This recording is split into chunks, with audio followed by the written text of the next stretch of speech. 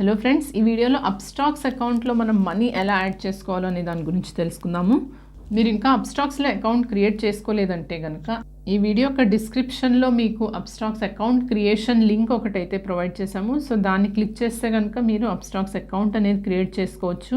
So once మీరు Upstox account create చేసుకున్న తర్వాత మీకు ఈ అప్స్టాక్స్ యాప్ అనేది ఈ విధంగా కనిపిస్తుంది. సో దాని మీద ట్యాప్ చేయాల్సి ఉంటుంది. మీరు first time Upstox app open చేయగానే మీకు ఈ విధమైన ఇంటర్ఫేస్ కనిపిస్తుంది. సో అకౌంట్ ఓపెన్ అనేది చేసాము అప్స్టాక్స్లో. ఆ తర్వాత మనము ట్రేడింగ్ చేయాలంటే కనుక మనీ అనేది యాడ్ చేసుకోవాల్సి ఉంటుంది. సో ఆ మనీ యాడ్ చేసుకోవడానికి ఇప్పుడు ప్రాసెస్ అనేది చూద్దాము. సో ఇక్కడ ఏదైతే ప్రొఫైల్ ఐకాన్ కనిపిస్తుందో దాని మీద ట్యాప్ చేయవలసి ఉంటుంది. ఇక్కడ మీకు మీ అకౌంట్ నేమ్ అవి డిస్ప్లే అవుతాయి. ఆ తర్వాత చూస్తే మీకు కింద 2 ఆప్షన్స్ వచ్చాయి, Upstox for investors, Upstox for traders అనేసి. అలాగే ఇక్కడ యారో మార్క్ కనిపిస్తుంది. ఈ యారో ఇటువైపు పాయింట్ అయి ఉంది. సో ఇది మనం ఇప్పుడు అప్స్టాక్స్ ఫర్ ఇన్వెస్టర్స్ అనే పేజ్లో సెక్షన్లో ఉన్నాము.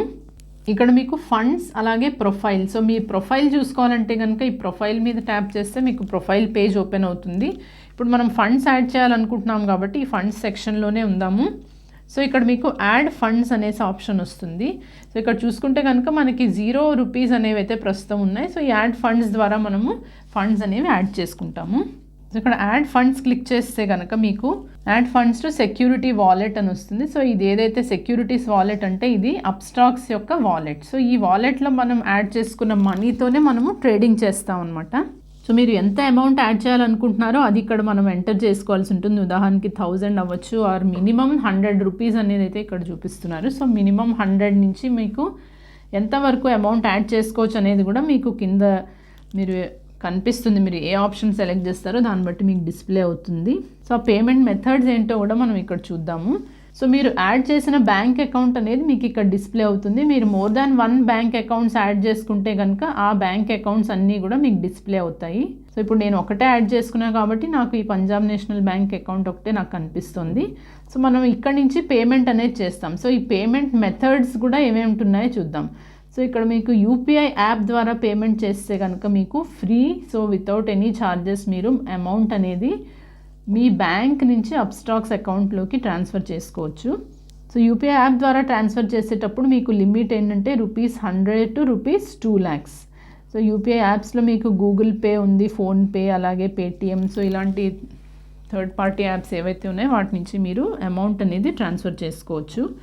సో నెక్స్ట్ వచ్చేసి అదర్ పేమెంట్ మెథడ్స్. ఈ అదర్ పేమెంట్ మెథడ్స్లో ఏముంటున్నాయో కూడా చూద్దాము. సో ఈ యారో మార్క్ నొక్కితే కనుక మీకు డిఫరెంట్ ఎక్స్ట్రా పేమెంట్ మెథడ్స్ కూడా మీకు చూపిస్తుంది. ఇక్కడ మీరు యూపీఐ ఐడి ఎంటర్ చేసి కూడా మీరు పేమెంట్స్ అనేవి మనీ ట్రాన్స్ఫర్ అనేది చేయొచ్చు.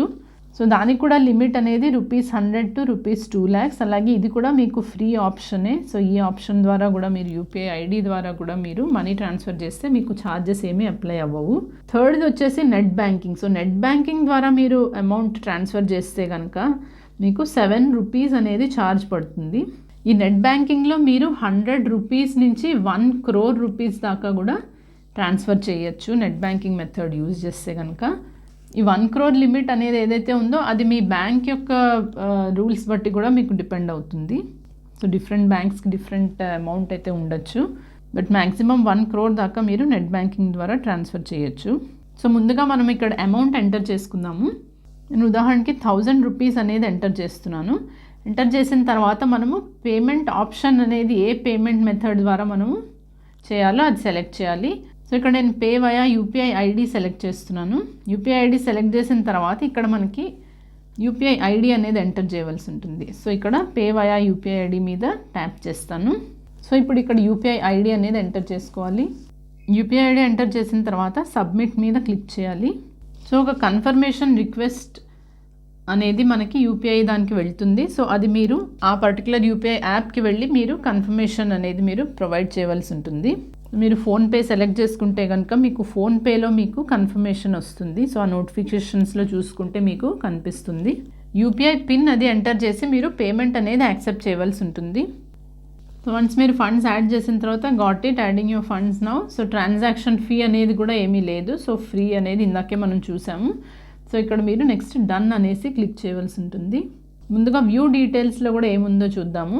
వ్యూ డీటెయిల్స్ చూడగానే మీకు ఇక్కడ 1000 రూపీస్ ఏదైతే ఇప్పుడు మనం యాడ్ చేసాం కదా డిపాజిట్ టు సెక్యూరిటీ వాలెట్స్ అనేసి. సో ఫ్రమ్ మీ బ్యాంక్, అలాగే మీ bank account number. So payment method కూడా మనం యూపీఐ ఐడి తీసుకున్నాం కాబట్టి అది. So transaction fee, no fee and total amount మనం యాడ్ చేసింది 1000 రూపీస్. ఈ విధంగా మీరు డీటెయిల్స్ చెక్ చేసుకోవచ్చు.